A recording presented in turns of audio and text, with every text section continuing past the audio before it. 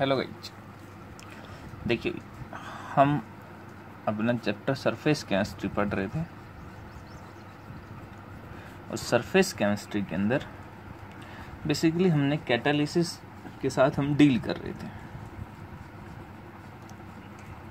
सो catalysis की जब बात करते हैं तो कैटालिसिस में हमने कैटालिस्ट क्या होता है ये सब हमने देख लिया था। कैरेक्टरिस्टिक्स, प्रोमोटर्स, पॉइजन्स, कुछ बेसिक इसकी टर्मिनोलॉजी हमने देख ली थी। अभी जो आज हमें जो पढ़ना है वो पढ़ना है types of catalyst.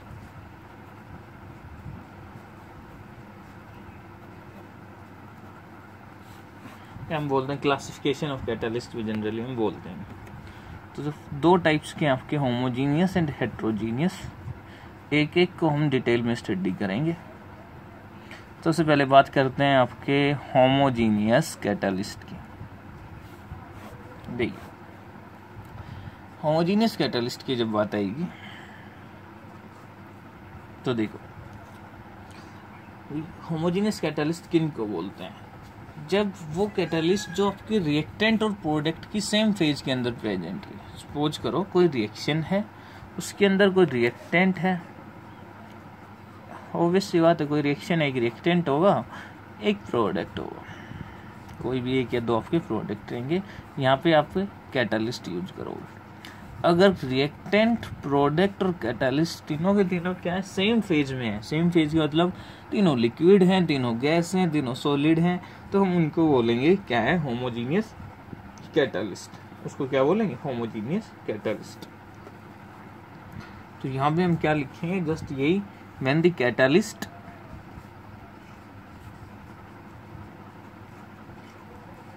is present in same phase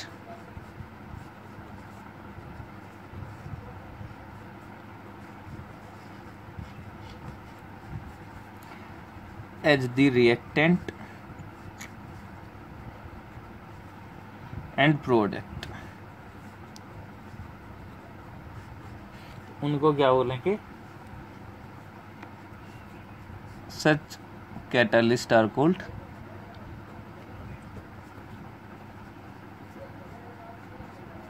homogeneous catalyst.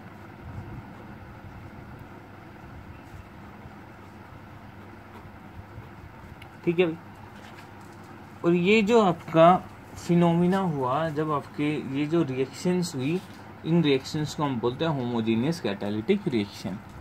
यहाँ पे यहीं पे लिख देता हूं मैं, and such reactions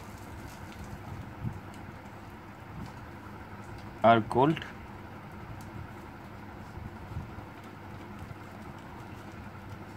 homogeneous catalytic reactions.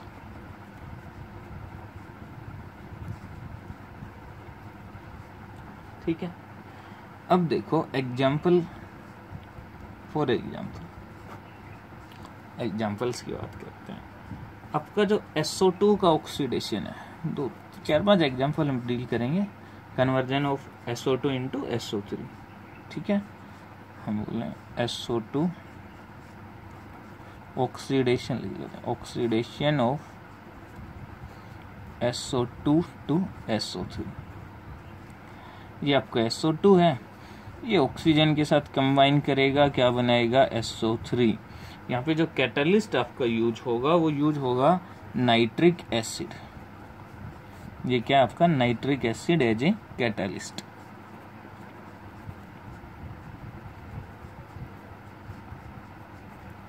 तो ये भी आपका गैस है, O2 भी आपका गैस है, SO3 भी आपका गैस है, एंड आपका नाइट्रिक एसिड जो प्रेजेंट है वो भी क्या आपका गैस है। चारों के चारों गैसियस, रिएक्टेंट, प्रोडक्ट और कैटालिस्ट सभी आपके गैसियस फेज में प्रेजेंट है। इसलिए यहाँ पे NO जो बोल रहे हैं उसको हम क्या बोल रहे हैं, होमोजीनियस कैटालिस्ट। देखो एक चीज तो आपके माइंड में होनी चाहिए, जरूरी नहीं एक कैटालिस्ट ऑलवेज होमोजीनियस रहेगा या ऑलवेज हेट्रोजीनियस रहेगा। रिएक्शन पे डिपेंड करेगा, रिएक्टेंट और प्रोडक्ट की फेज पे डिपेंड करेगा। अगर वही NO यहाँ पे हम गैस में ले रहे हैं, अगर किसी और आपकी रिएक्शन में रिएक्टेंट सॉलिड में आ गया, लिक्विड में आ गया, तो वो कैसा हो जाएगा, हेट्रोजीनियस आपका हो जाएगा। ये चीज़ आपके माइंड में होनी चाहिए। जरूरी नहीं कि एक आपका अगर होमोजीनियस है वो ऑलवेज होमोजीनियस ही रहेगा। वो रिएक्टेंट और प्रोडक्ट एंड कैटालिस्ट तीनों की फेज पे डिपेंड करेगा। दूसरा हम बोले कैटालिटिक डिकम्पोजिशन, ये कुछ इंपॉर्टेंट रिएक्शन है इसलिए इनको मैं लिखवा रहा हूँ। Catalytic decomposition of ozone in presence of chlorine, in presence of Cl, chlorine atom H catalyst।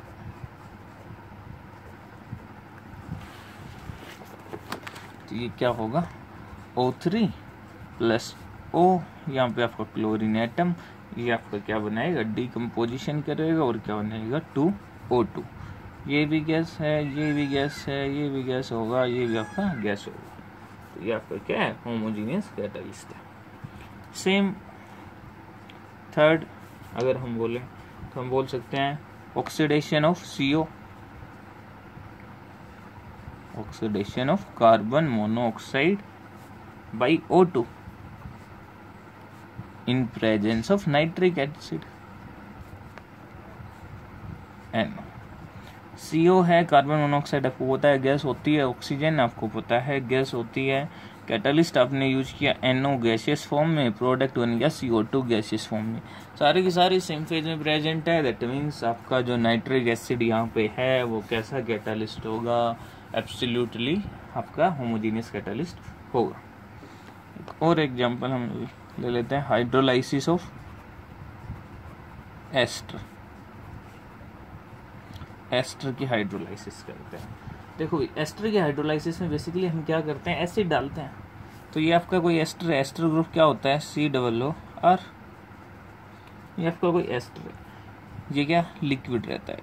आपने H2O डाला हाइड्रोलाइसिस के लिए और यहाँ पे क्या डालोगे कोई भी एसिड लिक्विड की फॉर्म में सॉल्यूशन होगा, H2SO को जनरली हम प्रीफर करते हैं। ये आपका क्या आ जाएगा कार्बोक्सिलिक एसिड लिक्विड प्लस आपका अल्कोहल लिक्विड। यहाँ पे जो आपका जो ये एसिड यूज हुआ है ये भी क्या है होमोजेनियस कैटालिस्ट है आपका। ठीक है, तो ये आपके कुछ एग्जांपल्स थे। अब बात करते हैं मैकेनिज्म की। Mechanism of homogeneous catalyst. Homogeneous catalytic reactions क्या मैकेनिज्म होते हैं।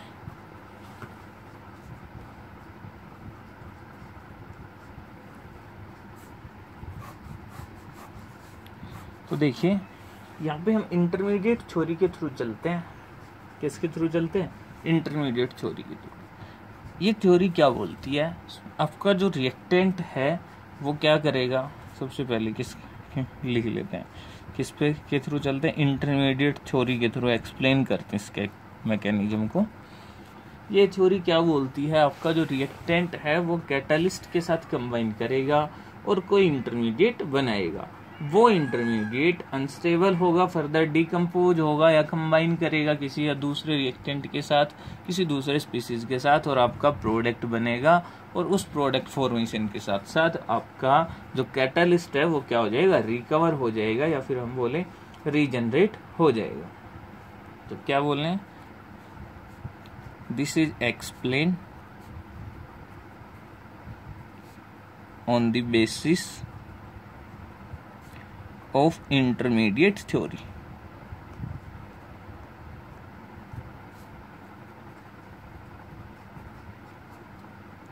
ठीक है भाई, उस थ्योरी के अकॉर्डिंग क्या है, according to which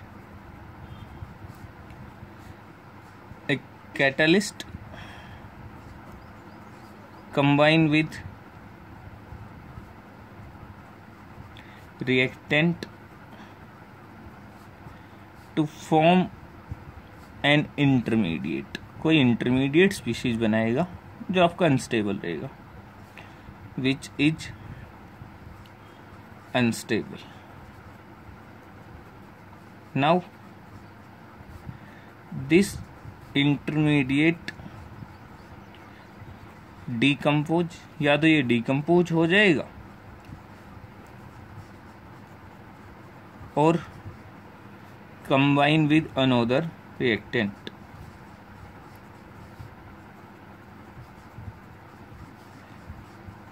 to give product तो देगा, बट मोस्ट इम्पोर्टेंट बात, आपका कैटालिस्ट यहाँ पे रीजनरेट होना चाहिए। Product along with regeneration of catalyst,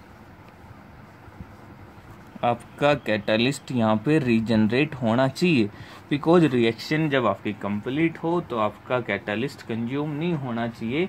ये तो कैटालिस्ट की मेन आपकी कोर है, मेन डेफिनेशन है जो हम कैटालिस्ट डिफाइन करते हैं।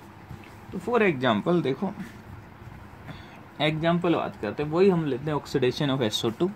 हमें पता है आपका 2SO2 gas plus O2 gas जो है वो in presence of NO gas combine करके क्या मिलेगा आपको, SO3 गैस आपको मिलती है। तो इस रिएक्शन को हम कैसे बताएंगे, क्या इसका मैकेनिज्म होगा, उसके साथ डील करते हैं। देखिए इसकी बात करते हैं मैकेनिज्म। फर्स्ट स्टेप में होगा क्या, आपका जो नाइट्रिक एसिड है जो आपका कैटालिस्ट है वो कंबाइन करेगा O2 के साथ और बनाएगा NO2। क्या बनाएगा, NO2। बैलेंस करते हैं 2 2 और ये 2 हो गया तो ये भी 2, ठीक है, हो गई बैलेंस। ये आपका क्या था, कैटालिस्ट। सेकंड ये आपकी फर्स्ट, ठीक है। सेकंड क्या, सेकंड स्टेप में जो आपका NO2 आपका जो जनरेट हुआ है वो SO2 के साथ कंबाइन करेगा और क्या बनाएगा, SO3, और उसके साथ क्या जनरेट करेगा, NO। ये रिएक्शन क्या होगी, फर्स्ट। ये क्या हो गया, रीजनरेट हो गया।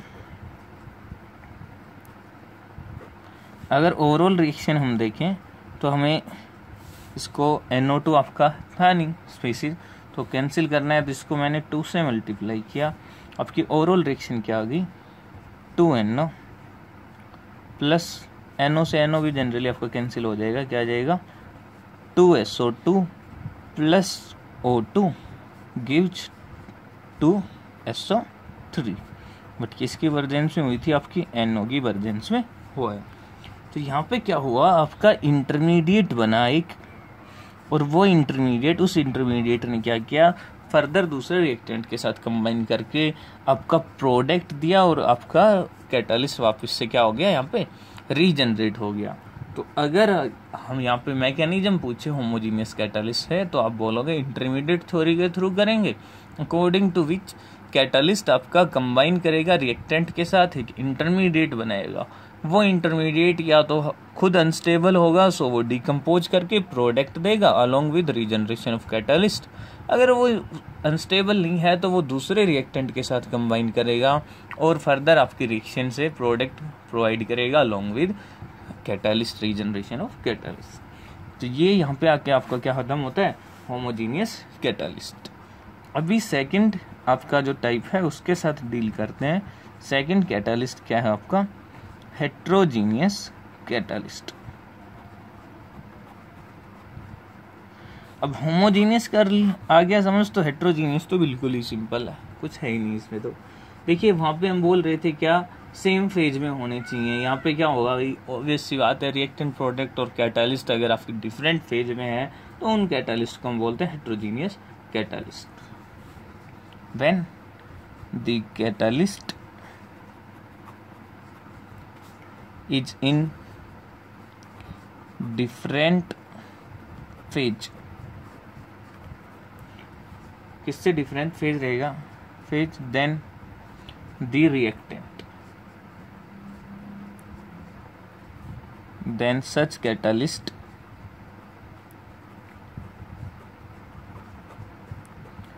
are called heterogeneous catalyst।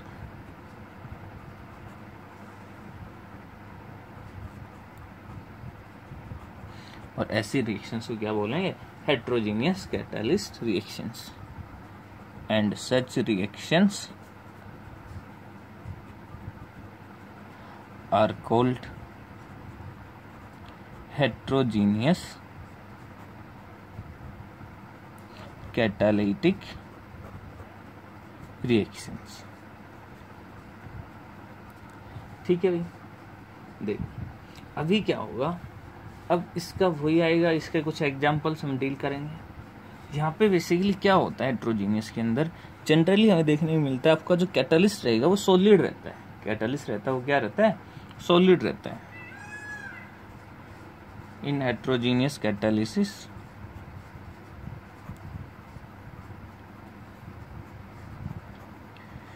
Generally catalyst are solids, catalyst are generally solids, हम ये भी बोल सकते हैं। अब सॉलिड क्या करता है भाई, सॉलिड क्या प्रोवाइड करेगा, सरफेस एरिया प्रोवाइड करेगा। सॉलिड कैटलिस्ट क्या प्रोवाइड करेगा, सरफेस एरिया प्रोवाइड करेगा, लार्ज सरफेस एरिया प्रोवाइड करेगा। और उस सरफेस एरिया प्रोवाइड करने से क्या होगा भी, एडजॉर्प्शन होगा। तो आपके जो रिएक्टेंट के जो मॉलिक्यूल्स हैं वो क्या करेंगे, इस सरफेस एरिया पे आके एडजॉर्ब होंगे। और जब एडजॉर्प्शन होगा तो एडजॉर्प्शन के टाइम पे आपको पता है एक्सोथर्मिक प्रोसेस है, हीट रिलीज होगी। वो हीट क्या करेगी, जो आपकी एडजॉर्प्शन एंथैल्पी जो आपकी रिलीज होगी वो क्या करेगी, वो आपके जो रिएक्टेंट के बॉन्ड्स हैं उसको वीक करेगी। अगर रिएक्टेंट के बॉन्ड्स वीक हो जाएंगे तो ऑब्वियस सी बात है रिएक्शन का रेट इंक्रीज हो जाएगा, बिकॉज अभी आपको इतनी एनर्जी की रिक्वायरमेंट नहीं होगी।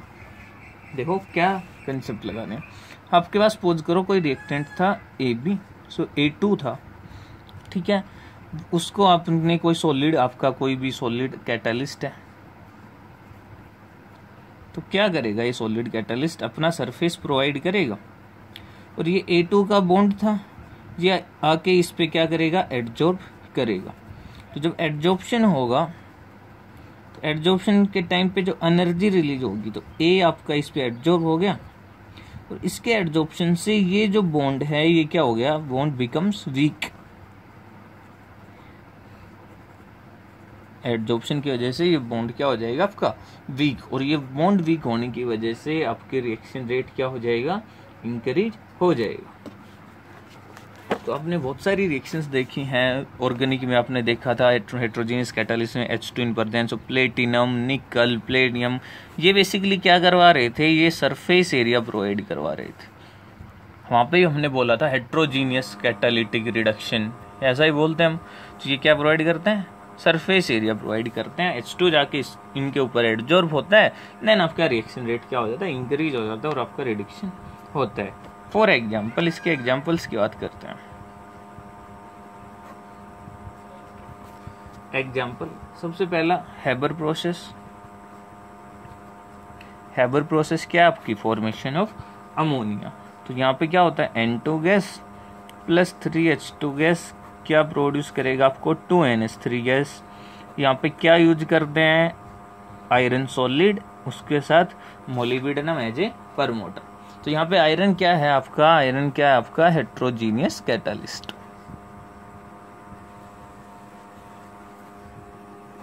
आयरन क्या होगा यहाँ पे आपका, हेट्रोजीनियस कैटालिस्ट। ठीक है, और हम एग्जांपल देख लेते हैं। सपोज करो आपके पास है जो मीथेनॉल प्रिपेयर करते हैं, उसके साथ उसकी बात करते हैं, प्रिपरेशन ऑफ मीथेनॉल।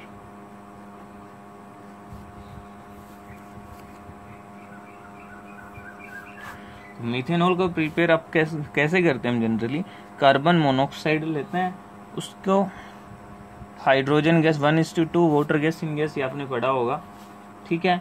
इसको किसकी वर्जन में करते हैं, कॉपर की वर्जन में ये रिएक्शन करवाते हैं, copper along with zinc oxide.